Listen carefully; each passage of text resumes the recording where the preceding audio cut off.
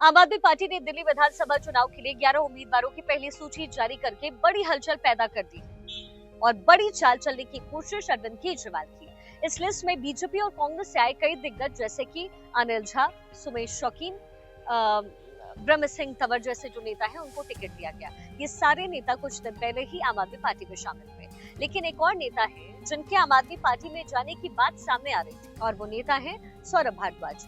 सवाल ये है कि अब चुनाव के ऐलान के से पहले ही अरविंद केजरीवाल ने 11 उम्मीदवारों की लिस्ट क्यों जारी की है, इसके पीछे रणनीति क्या है और क्या अपनी इस रणनीति के साथ अरविंद केजरीवाल दिल्ली की सत्ता में भी हैट्रिक पूरी कर पाएंगे।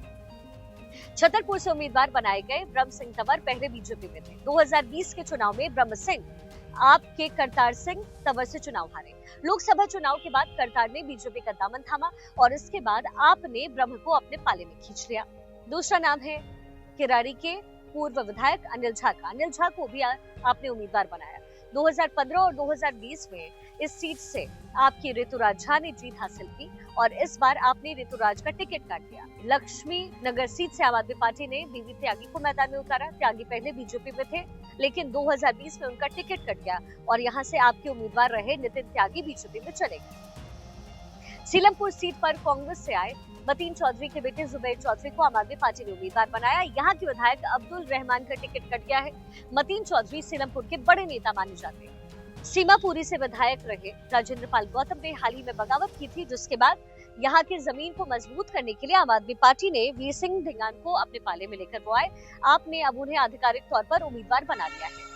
मटियाला विधानसभा सीट पर आपने सुमेश शौकीन को उम्मीदवार बनाया है। यहाँ से विधायक गुलाब सिंह का टिकट कटा है। 2020 चुनाव में सुमेश इस सीट पर तीसरे नंबर पर रहे। जानकारों की अगर माने तो दिल्ली के पूर्व सीएम और आप संयोजक अरविंद केजरीवाल ने 11 से 70 विधानसभा का समीकरण बनाया। इस लिस्ट के जरिए केजरीवाल ने बताने की कोशिश किया कि अगर दूसरे पार्टी के जिताऊ कैंडिडेट यानी बोरो प्लेयर भी अगर आते हैं पार्टी में तो उन्हें टिकट देने से गुरेज नहीं करेंगे। यानी आम आदमी पार्टी अब बीजेपी और अमित शाह की रणनीति पर चलती दिख रही है। चुनाव से हमेशा पहले नेताओं का दल बदल जाहिर शुरू होता है। दिल्ली में भी ऐसा होता दिख रहा है और केजरीवाल उन्हें टिकट देकर ये बता रहे हैं कि अब वो कैंडिडेट जो जिताऊ है वो किसी भी पार्टी से आए, केजरीवाल उन्हें अपना लेंगे। दूसरी ओर राजनीतिक गलियारे में इस बात की चर्चा हो रही थी कि 23 नवंबर के बाद अरविंद केजरीवाल एक और बड़ा धमाका करेंगे। कहा जा रहा है कि केजरीवाल की नजर बीजेपी और कांग्रेस के जीतने वाले कैंडिडेट पर है, क्योंकि केजरीवाल ने जिन 11 उम्मीदवारों की पहली लिस्ट जारी की है उसमें 40 से 50% कैंडिडेट अभी कुछ दिन पहले ही आम आदमी पार्टी में शामिल हुए। ऐसे में अरविंद केजरीवाल महाराष्ट्र झारखंड चुनाव के परिणाम आने के बाद अपनी रणनीति में बड़ा बदलाव कर सकते हैं। अरविंद केजरीवाल अभी महाराष्ट्र झारखंड विधानसभा चुनाव के नतीजे का कर रहे हैं इंतजार और इसके साथ ही अरविंद केजरीवाल को उत्तर प्रदेश की 9 विधानसभा सीटों पर हुए उपचुनाव के परिणाम का भी इंतजार है। आप सूत्रों की माने तो महाराष्ट्र और झारखंड चुनाव में बीजेपी अगर जीत गई तो अरविंद केजरीवाल नए प्लान पर काम करना शुरू कर देंगे। वहीं अगर बीजेपी हार गई तो फिर केजरीवाल दूसरे प्लान पर काम करना शुरू करेंगे। दिल्ली में बीजेपी के चक्रव्यूह रचने से पहले केजरीवाल ने उसे भेदने का काम शुरू किया है। ऐसा लग रहा था जिस तरीके से 11 लोगों की सूची आई वो इसकी एक झलक नजर आई, लेकिन इससे बड़ा मास्टर स्ट्रोक ऐसा लगता है कि बीजेपी खेलने की कोशिश कर रही है। केजरीवाल की नई चालाकी शायद बीजेपी भाग गई है। कैसे? आज खबर आई कि आम आदमी पार्टी के पुराने दिग्गज जो हैं वो पार्टी छोड़ सकते हैं।